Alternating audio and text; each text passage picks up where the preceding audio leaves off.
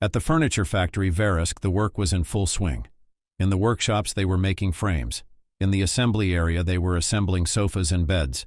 Everyone was doing their own thing.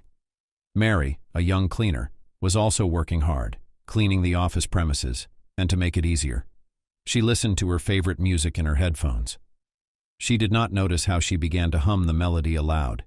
She was so good at it, no worse than a professional singer. The girls from the accounting department even listened, and only the chief economist, harmful Ellie, threw her pen irritably on the table and approached the cleaning lady, pulling her by the arm. She jumped up, immediately pulled the headphones out of her ears and looked at her incomprehensibly. The boss yelled at the cleaning lady, "What do you think you're doing, you half-baked singer? We are not actually in the theater and there is no need to make a show here. You'd better mop the floor properly, and you shouldn't open your mouth when you're not asked." Mary blushed like a boiled crawfish, realized she had sung aloud, apologized, and went on with her work. But Ellie was still on her heels, following her around, looking for faults, making her rewash her office twice. It was so humiliating. The girl wanted to sharply respond to this hag, but she restrained herself and kept silent, but thought to herself, "Well, nothing. I'll collect money and still get into the vocal studies. I'll wipe their noses. They only know how to spank and humiliate. Snake collective." She finally finished her work and came to her rented room. She was already met at the door by her favorite, a small kitten Snowball. She had picked him up recently near the garbage cans. Someone had thrown him out, and his leg was broken. How pitifully he squeaked, how he called for help. The girl's heart couldn't stand it, and she took the kitten to her home, taking a great risk, because the landlady warned her not to take any animals. Mary took him to the vet, paying the last pennies for the appointment. The kitten was put in a cast and prescribed a lot of drugs. He was in a very neglected state. Mary walked her pet. He hopped around in a cast for 3 weeks, only recently removed. Snowball was very devoted to his kind mistress for her shelter and care, and always waited patiently for her from work on the mat in the hallway. As soon as Mary came in, he would immediately ask for a hand, and purr, caress, wriggle his neck, and trustingly pressed his puny body to her. At such moments Mary felt so good, so warm. All the resentments and sorrows seemed to evaporate, and a smile reappeared on her face. And so it was today. The purr quickly calmed the mistress. The anger at the nasty Ellie was gone. Only a slight sadness remained. She wanted to call her mom. They hadn't talked for a long time, so she dialed her number. "Hello, Mommy. How are you? How are you? How's your health?" Sally answered. "Daughter, how glad I am that you called. I'm fine. Don't worry, sweetheart. Mary's just sick and sad. I called Zach the vet yesterday and he prescribed ointment for mastitis. The neighbor's barn burned down. Grandma Louise, can you imagine? Her grandchildren were playing with matches. Why do I keep talking about me and me? How are you? Do you like your job? Everything going well for you? I'm so worried about you. How are you coping alone in a big city? Why don't you come and pickle some more pickles? I made goat cheese and dried mushrooms. It'll be easier." Mary thought to herself, "Yes, it's going to be fine with such a Megillah." But out loud she answered cheerfully, "Yes, I'm fine, Mammy. Don't worry. I don't miss Snowball here. He is so funny, waiting for me, caressing me. When I go on vacation, I'll come to you right away. I'll help you. I know how hard it is for you there alone with the household and vegetable gardens." After talking to her mother, passages from her difficult childhood in the village began to come to mind. Mary grew up in the village. Her mother worked all her life as a milkmaid on the farm, got up before dawn, and ran to the cows for the morning milking. Her stepfather had a lot of land and was engaged in growing sunflowers and potatoes. He also plowed like an ox, not sparing himself in equipment. Here and Mary from a small age to work accustomed to labor, not spoiled especially. And there was no time. The work is not too much all year round. The girl tried not to upset her mother and stepfather, worked too and at home, and in the field helped, studied well, but in her heart she hated it all. It seemed to her a complete hopelessness to spend her life like that. Her parents only knew that they worked like horses, except that in winter it was easier, but in summer it was hell. Mom was very tired, fell down in the evening without strength, rubbing her favorite daughter's hair. The girl adored her mother. She sang wonderfully. She was even invited to weddings and celebrations. And she was attractive, if it were not for that ugly scar from the ear and almost all over her neck. Her mother had always been self-conscious about it and wore wide scarves or turtlenecks with necks, trying to cover it up. Mary had tried many times to ask her where she had gotten so burned, but her mother did not like these questions, immediately lost, and turned the conversation to another topic, did not want to remember the bad, to rake up the past. Mary did not know her father, and her mother never told her anything about him. For as long as she could remember, they had lived with her stepfather, Uncle John. He was not a bad man, a hard worker. His stepdaughter did not offend, but he was not in a hurry to consider himself a father. There was a certain distance between them, a little coldness all the time. It seems he could not accept and love Mary as his own daughter. Uncle John was a strict man, a real head of the family. It was he who decided everything, distributed the money, the household obeyed him. He brought up his stepdaughter in strictness, demanded good marks, did not allow to go out late, instilled respect for elders, but he did not spare money for her. He always bought new clothes, cell phone, and toys.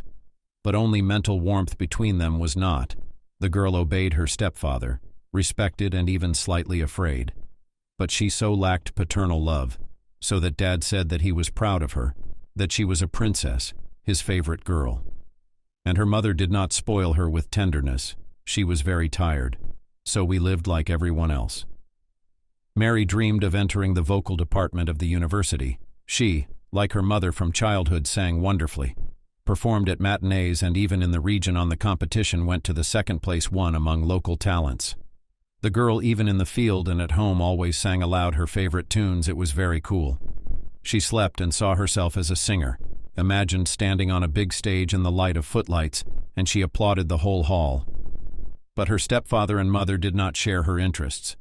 Therefore, when Mary once told her parents about her cherished wish, a strong scandal broke out in the house. Uncle John said sternly, "It's all you, spoiled daughter Sally. What songs and dances? What's all this naughtiness? How can you earn your bread with that? You've got to get a proper profession to stand on your own 2 feet. Mary, you're doing well in math, aren't you? That's good. You're going to college to be an accountant. Every organization needs an accountant, so you'll have no trouble finding a job. That's my last word. And I'm not giving you any money for any of this nonsense, period." Mary sobbed and tried to defend her opinion. "Mother, Uncle John, I don't want to be an accountant. It's boring and tedious. I want to sing. Why don't you hear me?" Mom only sighed and waved her hands.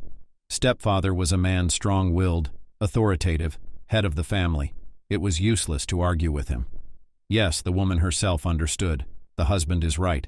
The famous singer daughter will not become, only lose time.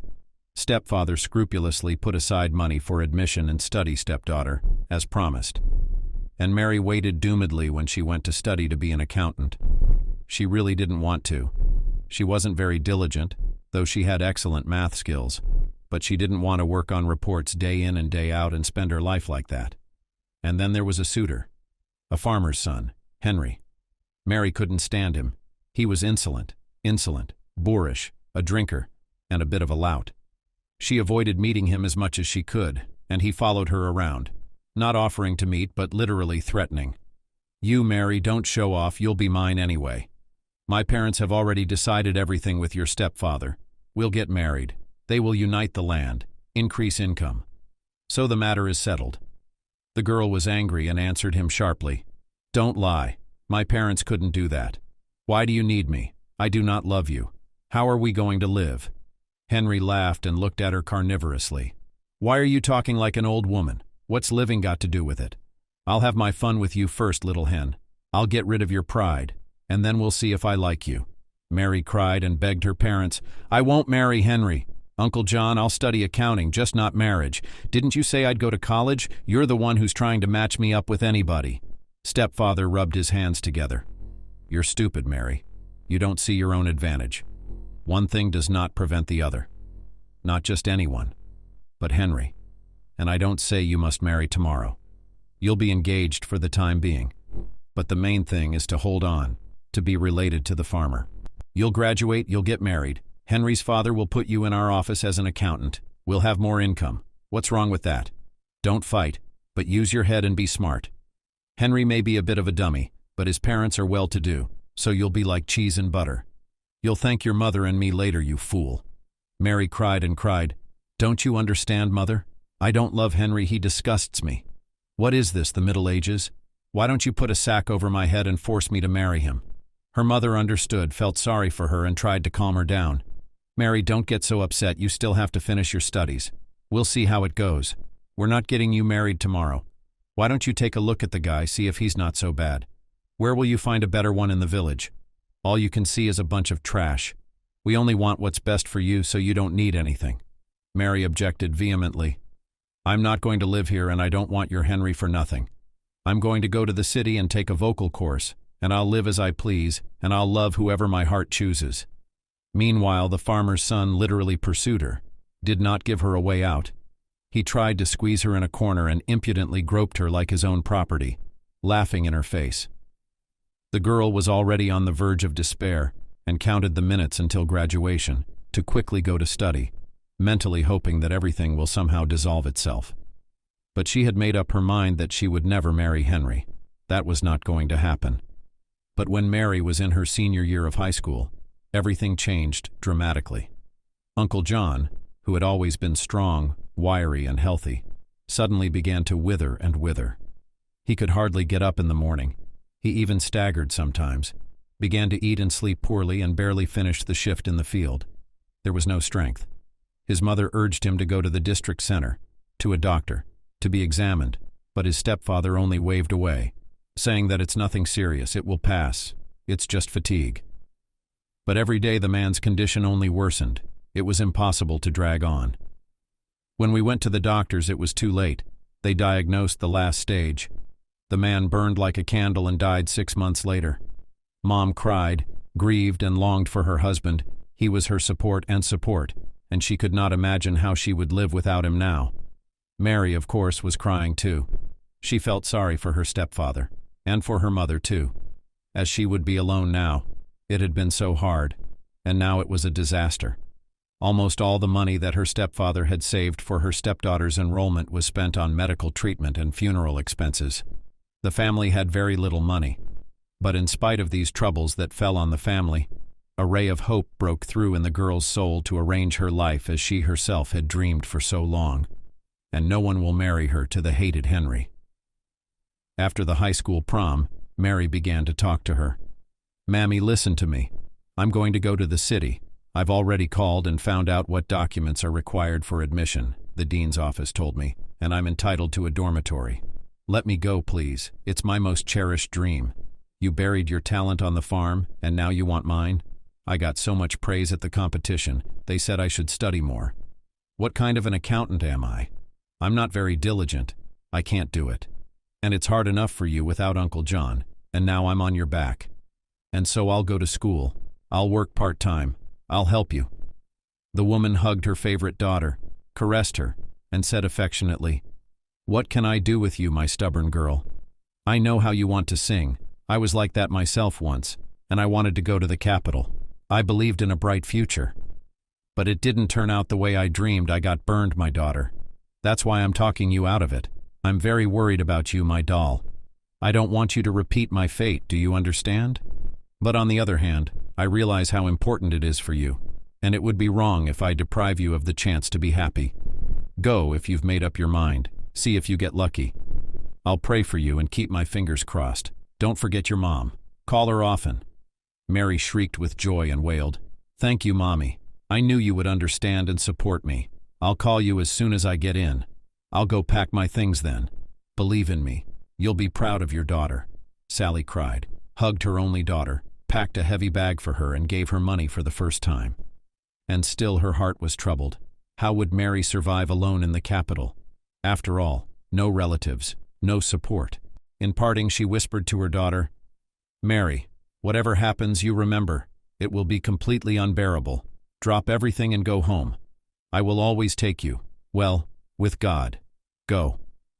Mary was so happy, it seemed to her that the train was taking her to a happy future, away from the village, and now everything would be all right. She was very determined to conquer the capital. After all All the judges at competitions told her that she sings best and has a great future. Upon arrival, she rented a small room, and even without laying out her things, rushed to the university to submit documents. But no matter how hard she tried at the exams, no matter how much she put out, the commission only crooked. Smug and frowning examiners in a puff and dust demolished the naive, inexperienced village girl and advised her to first prepare properly and then go to the exams if she really wants to study here. She failed miserably and did not pass the competition. Already in the foyer, listening to other people's conversations, she realized that everything here is bought and sold, and she, without money and Blagadat, exactly nothing will happen to her. Mary was so upset, to the point of tears. What to do now? Go back to the village? Everyone will mock me and I'll be ashamed in front of my mom. Oh no, you've got the wrong girl. Nothing. I'll work for a year, save up some money, prepare better, and then I'll go back to the boarding party. I'll never give up my dream. She wiped her running tears, shook her head and went home. But she was determined not to give up and settle down in the capital. After all, she had been dreaming about it for so many years. She started looking for a job, but she was bitterly disappointed.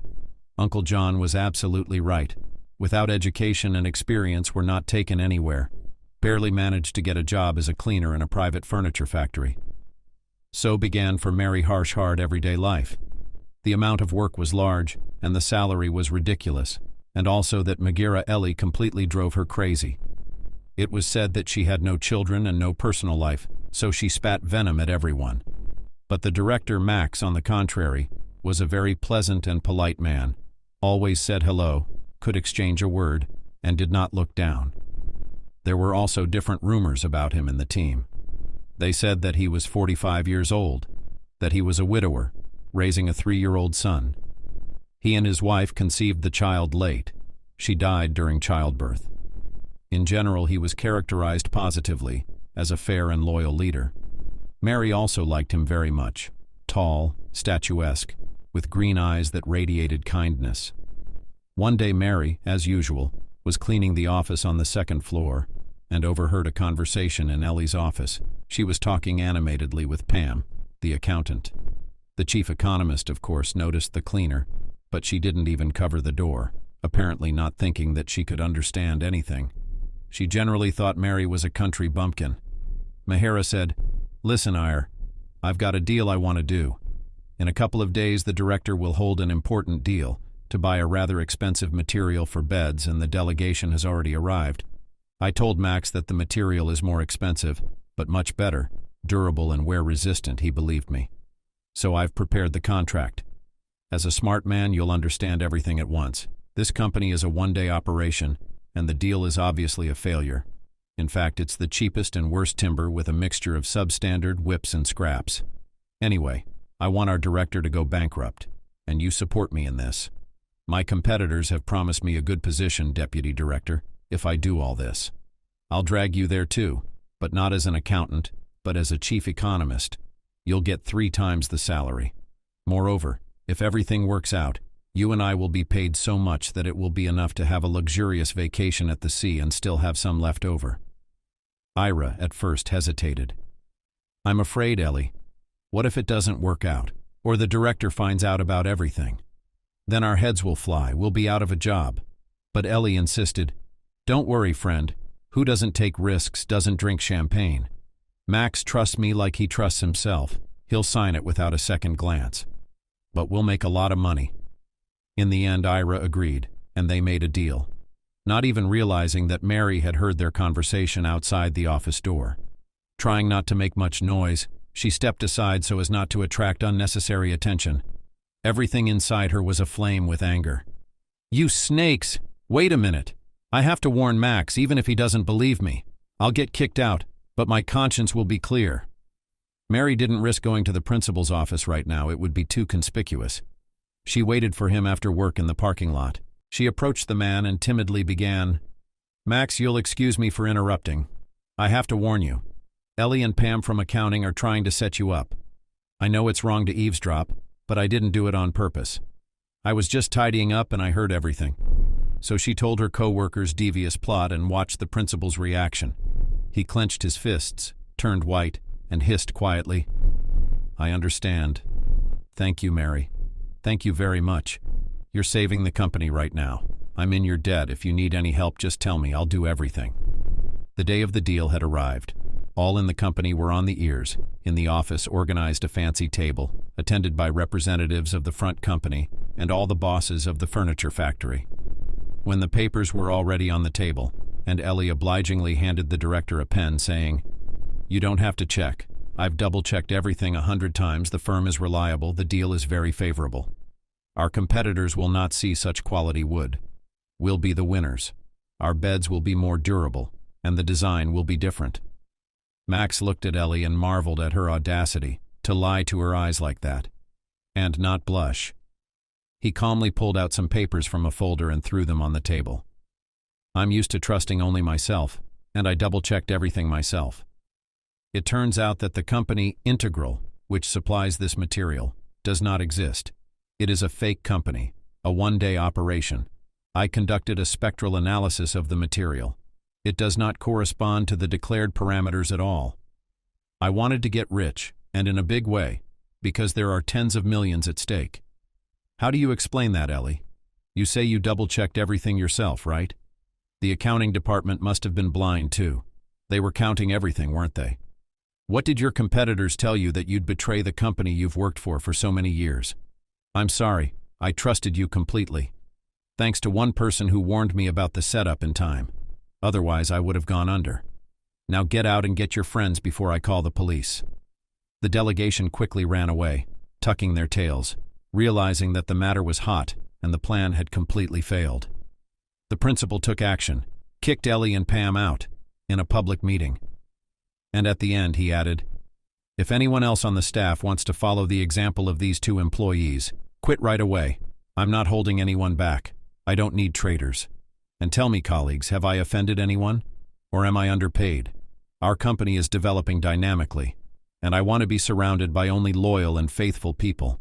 Everyone disapproved of Ellie and went to their workplaces, and the evil woman looked at Mary with such hatred, realizing that she was the only one who could have informed the director and hated her, deciding that she would get back at her and take revenge on her if she had the chance. Allie's best friend, Pam, had also had a falling out with her, cursing her for her part in the scam. At last, Mary's life was going well. She was working quietly. No one was harassing her every day.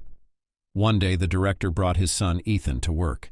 He left him in his office for now and told his secretary to keep an eye on him. He had another deal coming up, and he couldn't miss it. Mary was just watering the flowers when she heard the baby crying loudly. She went over and saw that the frightened secretary was trying her best to calm the baby, but she was having no luck. The baby was crying hard, calling for his daddy, smearing tears on his cheeks.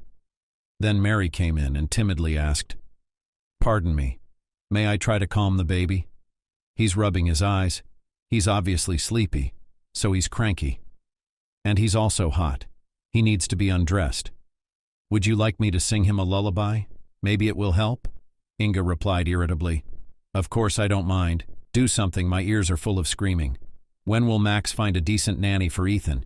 He can't get them to settle in, and I'm not a good nanny, I'm panicking." Mary sat down beside him, took off the baby's warm overalls, stroked his head and sang softly, "The gulls have arrived. The gulls are cooing. Quietly put the baby to sleep. Sleep, little one. Rest. Close your eyes." She really sang wonderfully. Her voice flowed like a brook, and the baby quieted down, calmed down, and began to fall asleep. The secretary just opened her mouth and didn't know what to say. And at that moment the director stood in the doorway and could not believe what he was hearing. He could not take his eyes off the girl. Her lullaby transported him to the distant past. He had heard this song many times. This sound. Max grew up in a poor, dysfunctional family. His mother liked to go out, and about his father he knew nothing at all. The child grew up on his own, ran until night on the street, early learned to fight, robbed with boys in other people's gardens of apple and pear trees, often hooligan. At home was always a ball of smoke. In the eternal smell of booze and tobacco forever weaned him from bad habits. He could not even look at alcohol. It was sickening. Immediately after school and the army, the guy rushed to the capital in search of a better life. He can be said to be lucky, managed to get a job in a rich house handyman. Max tried his best, worked for 3, was a gardener and a janitor, and the household all fixed. He clung to his place, for he was also put in the house with the servants, and was afraid of losing it. The owner was a 45-year-old business lady, Sarah, a strict lady, not very friendly, but she paid well and did not offend. One day her younger cousin, also a country girl, came to visit her. The girl's name was Sally. She entered the University of Art and lived at her sister's place. Max fell in love with Sally immediately, at first sight. He as now remembered her bottomless green eyes, slim stance, and long russet braid. He gave her wildflowers in bunches, quietly placing them on the window at night to please his beloved. Sally accepted his advances. Between them there was not just sympathy, and flashed bright feelings. The romance all heated up. Young people went to the movies, walked for hours and could not talk, and at night burned with passion, secretly from everyone, so that Sarah did not know. But everything secret sooner or later becomes apparent, and the landlady and her husband guessed everything. Sally herself admitted to them that she fell in love seriously, that she and Max want to get married. Such a turn of events did not suit the business lady. Why should she be related to a poor gardener?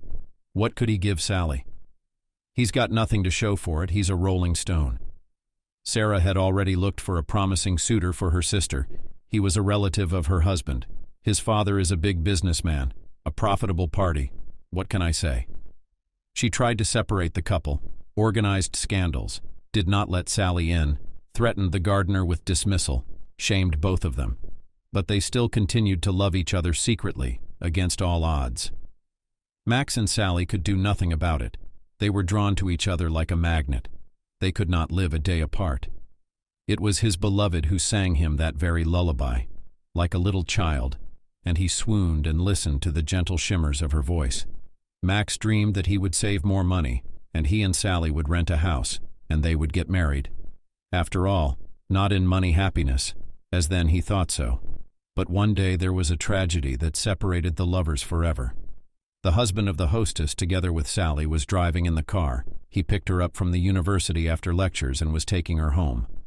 Just then a drunken daredevil drove into them and caused a terrible accident. They both died on the spot. This news killed Max.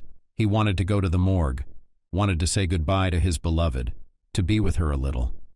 But the mistress stopped these impulses and strictly ordered him, "Don't make hysterics here, I'm sick of it without you. And in general, go home, not to you now. You're fired. You have nothing to do at funerals. You're not even a relative, just a servant.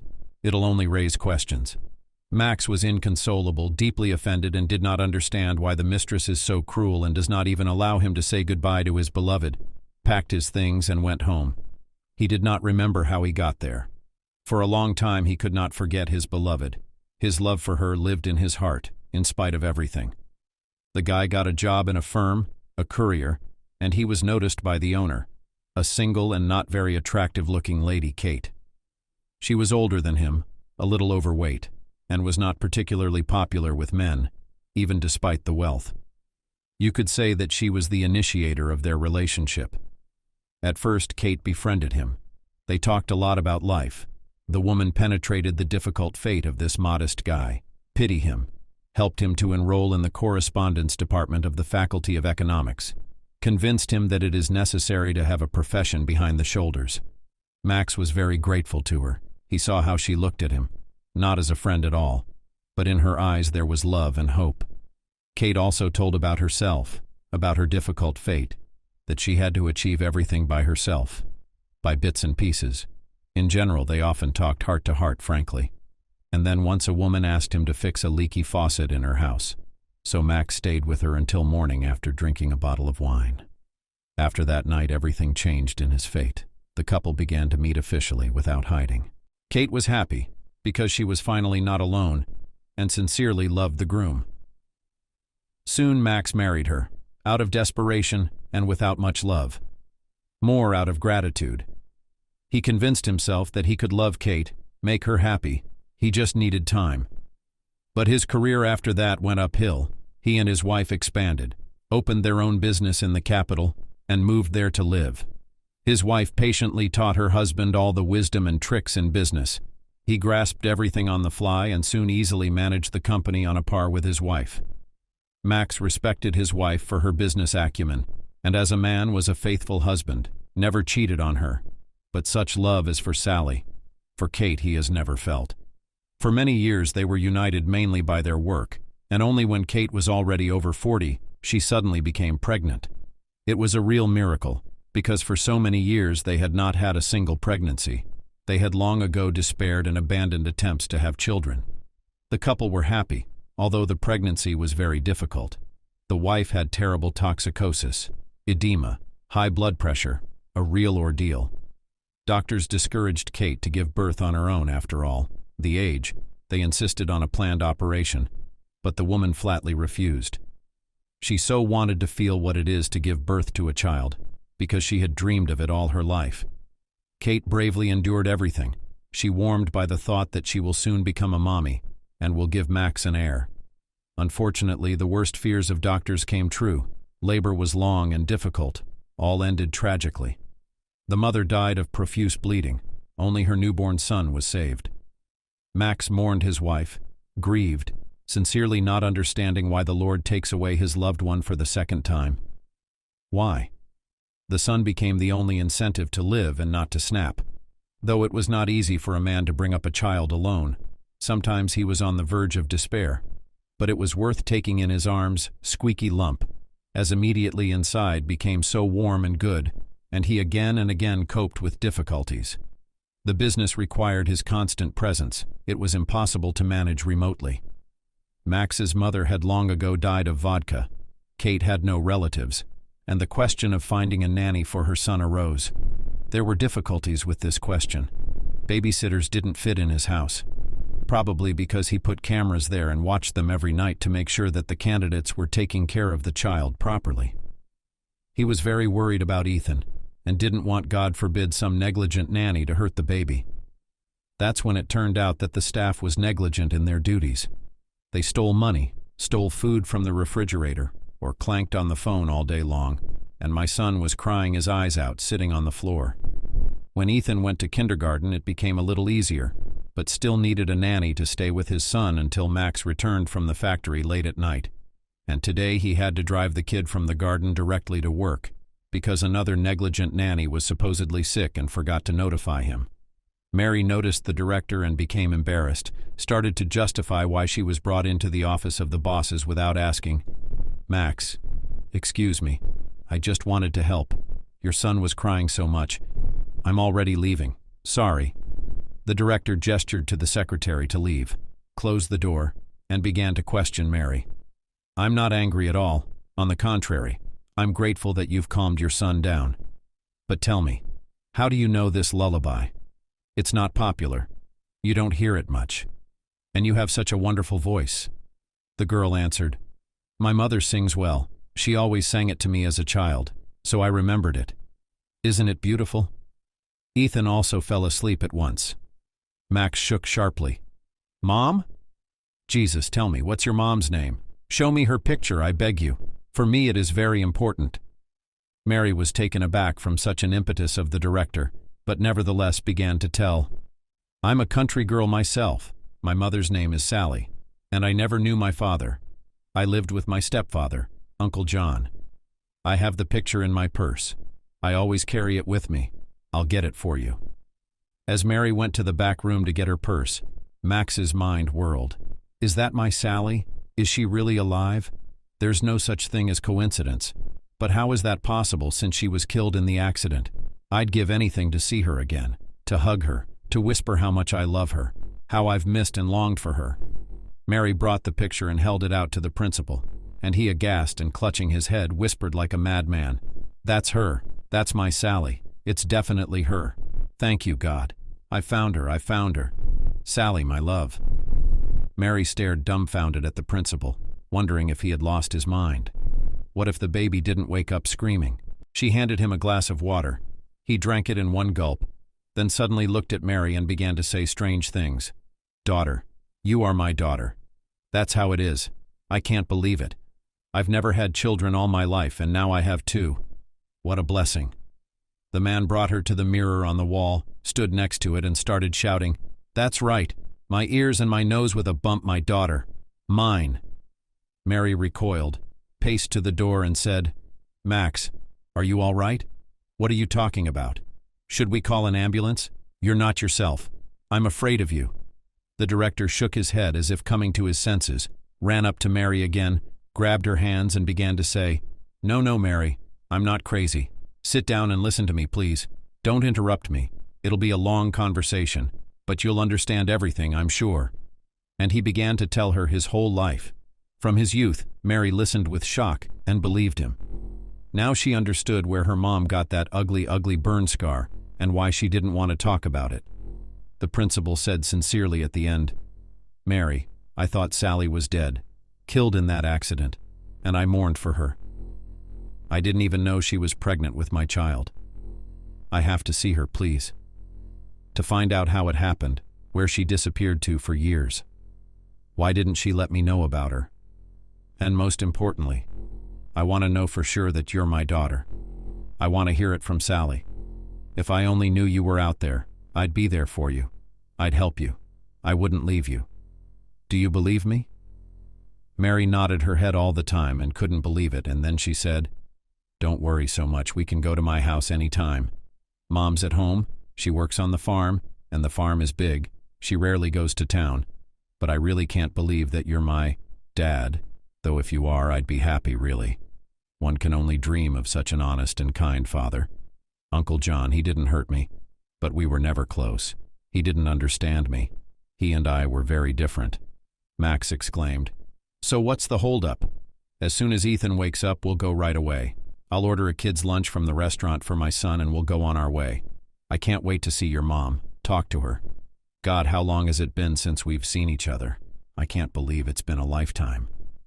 Sally had just done the chores, fed the dog Boyan, and was busy in the kitchen, making cabbage pies. Suddenly there was a knock at the window and Boyan barked loudly. The woman got up and went to open the door. She saw her daughter on the doorstep, a man with a beard and a baby in his arms. Sally was dumbfounded. Daughter, you're here. You're a good girl. And not alone with guests? Why didn't you tell me? I would have prepared a festive dinner. Come on in. There's no need to freeze the child. Introduce me? There was an awkward pause. Mary didn't know what to say, and then the man couldn't stand it and said in a broken voice, Sally, sweetheart, don't you recognize me? It's me, Max Repetilov. We had such love with you. I worked as a gardener at your sister Oksana. Have you forgotten? But I remember you all my life. The woman opened her mouth and caught the air. She couldn't believe it. She held her downy handkerchief in her hands, rubbing it, being in shock. It was really her Max, the same radiant eyes, the same voice, the same hands. But what a solid man he had become. It was hard to recognize in him a young, shoeless gardener, thin, timid, and smiling. Now he was a stately gentleman with a neat beard, in an expensive cashmere coat and with a leather briefcase in his hands. Years, of course, had taken their toll. Now he even had a small belly, and sprigs of wrinkles twisted around his eyes.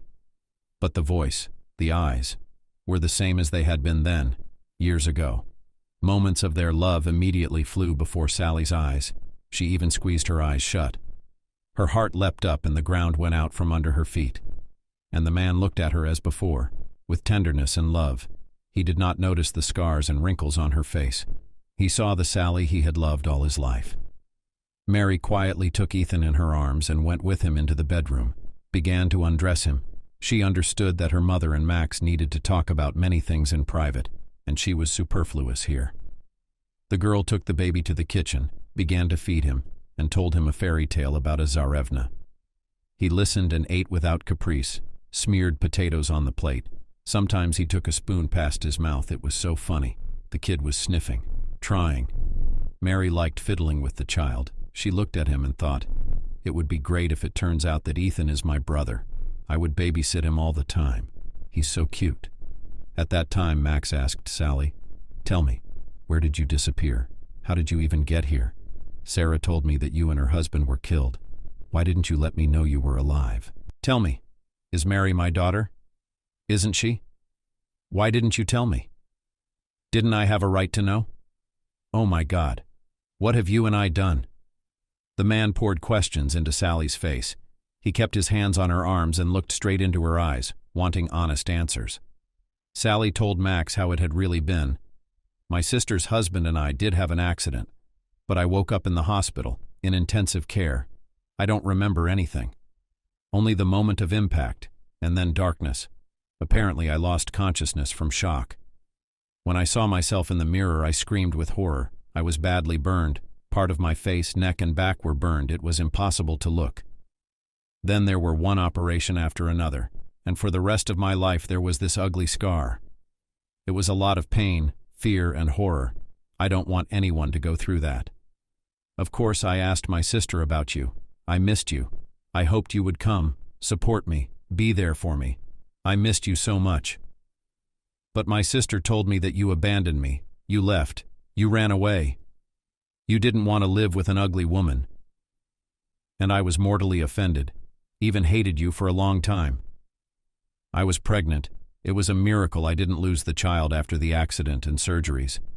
When my sister found out that I was pregnant, she insisted that I have an abortion. She screamed, "Don't embarrass me, Sally. We're a decent family. And you, instead of studying, you've been making love to a beggar gardener, and you've carried him off like a cat. We found you a good, decent fiancé. We care about your future. And now what? Would he want to take you spoiled and with a stranger's child in his arms? And anyway, you were given anesthesia. We don't know who will be born there, maybe a freak. So, choose. Either you have an abortion and then live with us, study, marry a normal man, or go back where you came from. We don't need such problems with our husband. You're so crazy. What do you want with that beggar? I couldn't kill the baby. I was sick of it. I thought if it was my fate, what could I do? If the baby survived after everything, it's God's will. I'll raise the child myself. I didn't dare to take such a sin on my soul. I gave up on myself then, I thought. Who would need me with such burns? But at least I'll have a baby to look forward to. I gave up on my studies, on everything, and went home to the village after the discharge. My parents argued, of course, because I embarrassed them. They sent me to the capital to study, and I came back with a litter. And in the village, you know, all squinted, judged. How so? Returned from the capital with a belly and without a husband. But my sister helped me. She told my mother in colors that it was my fault alone, and I had to deal with it. After Mary was born, my parents persuaded me to marry John, who'd always had a soft spot for me since high school, always carrying a briefcase and talking about love. But when he found out I was back, he came to me himself. He didn't talk about love. He just asked me to marry him. He said, though he was angry with me that I had fathered a child by another man, but he couldn't live with anyone else. You can't follow your heart. Even my scars didn't scare him. My parents were happy. They clung to John and talked me into marrying him. It was the right thing to do, or I'd have been stigmatized in the village for a long time. So we lived with him all our lives. Mary John never hurt Mary, but he didn't love her either. I know for a fact. He couldn't put up with another man's child. He hoped we'd have kids together, but it didn't work out. I tried to be a good wife to him. Please in everything, plowed for 3, was grateful that saved me from shame. But I could never love John as I love you. I did not expect to see you someday. I lived only in memories. Max said, "Sally, darling, it's all lies. Your sister lied." As I learned of the tragedy, I almost went crazy. Wanted to go to the morgue, to the cemetery. Wanted to say goodbye. But she forbade me and threw me out. She said you were dead, and that was it. I was mourning you like a dead person, you know. My heart was torn to shreds. I thought I'd go crazy. I never forgot about you, about our love. Do you believe me? The woman suddenly asked, "This boy, Ethan, is he your son? Are you married? Tell it like it is, I'll understand. After all, so many years have passed. Everyone has a different fate." Max sighed and answered, "My wife died in childbirth. Now I'm raising my son alone. Our fates are so similar. I couldn't make Kate happy either because I loved only you and she felt it. So Mary is my daughter and Ethan is her paternal brother. What a joy. Sally, I want you to know that from now on, I'm not letting you go anywhere. You know that. You're mine and mine alone. I'll take you to the capital and we'll get married. I've never loved anyone as much as I love you, and I don't need anyone else, do you understand? Let me hold you. Let me kiss you. God, how happy I am now, you can't imagine." They embraced, and again their feelings did not die or cool down. They had just fallen asleep for a while, and now they flared up with renewed vigor. Sally whispered, sobbing, "I don't believe this is happening to me. My darling, my darling, my darling, my darling, everything will be all right now, I know it. And your son I will love, don't doubt. I will be the best mom for him. Just don't disappear. Don't disappear anymore, please. I can't bear to be apart again." Sally and Max looked into the bedroom and watched Mary playing with Ethan. She took out her old cubes from the closet. They stacked them together, and the girl taught the child the letters. She would say out loud, "The letter sheesh is a balloon." The girl ridiculously puffed up her cheeks, imitating a balloon, and Ethan laughed and repeated after her, involuntarily, and the parents laughed. The man quietly called her, "Daughter Mary. Can I only call you that from now on? You forgive me that I was not near you, that I missed all the important moments of your childhood. This is not back. I'm sorry. But there's a present with you and me in it. Can we start over? I realize it won't be easy for both of us, and yet I want so much for you to trust me, for us to become best friends. After all, you are as much my child as Ethan, though already grown up." Mary couldn't stand it, and snuggled up to her father, whispering, "I agree, Daddy. We'll try. I already love my brother. He's so funny. I'm glad that you and Mom found each other, and I wish you only happiness." From that day on, the lives of all the characters changed a lot. Mary no longer worked as a cleaner. Her dad helped her realize her most cherished dream, to enter the vocal department at the university. She flew to lectures as if on wings, studied with pleasure. The girl moved to her father's mansion, where he also moved from the village of Sally. They sold all the household and the house without regret, took only an old dog, and neighbors have long judged, well, how lucky they are. Sally had a businessman boyfriend, and now Mary had a father. They'll live like kings in the capital. And even the obnoxious Henry waved at them, regretting that he had lost such a girl because of his rudeness. They all became one big, close-knit family. Max persuaded Sally to have another operation in a private clinic, and her scar, which she had been so embarrassed about all her life, became almost invisible. Snowball was now Ethan's favorite, and he petted and stroked him and played with him, and the cat purred faithfully to the little boy, squinting with pleasure. At the end of the year, Mary was invited to the talent contest of the country, as the best in the course. It was very important for her, a kind of ticket to a bright future. The girl prepared for a long time, rehearsed a lot, decided to perform a complex vocal composition in the folk style Black Raven. Ellie, once shamefully expelled from Max's company, had been closely following the cleaning lady's fate, and of course knew everything that had happened to her. When Ellie saw Mary's name among the contestants, she rubbed her hands together with joy. Here it was, the very occasion to take revenge on her. In her mind, she hatched a cunning plan to ruin Mary's performance. She wanted to be called a mediocrity and thrown out in public. She thought she was a pop singer. Finally, the day of the competition arrived. To support Mary came the closest people, Mom and Dad. They sat in the front rows, holding a video camera, and prayed that their daughter succeeded. Mary's exit was announced. The girl crossed herself and went on stage on stiff legs. She looked amazing. A flying dress in the floor, long flowing blonde curls and fresh, almost imperceptible makeup. The music started playing. Mary sang the first verse, and then everything started making noise, crackling. The microphone suddenly cut off and the sound completely disappeared. The girl was so confused that she just stood there with her mouth open. The hall buzzed like a beehive. Well, all deflated singer. The phonogram was turned off. Of course it was Ellie's pranks, and she rejoiced. Now this fool would be disgraced and kicked out, and they would be even. And then her mom got up from her seat and she yelled, "Mary, my daughter, don't get lost. Sing like that. You can do it. Just like I taught you, sing with your heart." Mary shook herself, feeling her mother's support, took in more air, and sang so powerfully and heartfelt. The audience gasped and stood up, applauded, and she kept singing, not looking at anyone, putting her whole soul into the song, just like her mom taught her. It was a full house. Daddy was shouting the loudest, "Daughter, you're doing great. I'm proud of you." It was a success. The judges were won over by the contestant, and Mary won first place. She was congratulated, photographed, hugged, and kissed by her parents, and offers for performances were pouring in. And only Ellie hissed under her nose like a snake whose tail had been cut off. Look at her, she got out of it, and everything is going well for her, and everything is working out. She's got a rich father and a talent. How I hate her. After the exile, this woman with no double life was doing worse and worse. Of course, the competitors did not take her in, because she did not fulfill their conditions. She lost her job, and the debt collectors were chasing her, and her apartment had to be mortgaged for debts.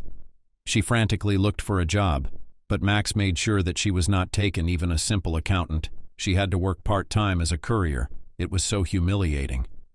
The woman more and more often in the evenings, cursing her former boss and that cleaning lady, who ruined such a great plan.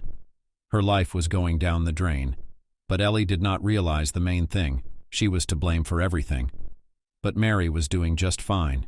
She had time to study and perform at concerts, and her personal life had also improved. At all her performances was invariably one fan, a handsome guy, her peer. He sat always in the front row, cheered for her, applauded, and gave gorgeous bouquets.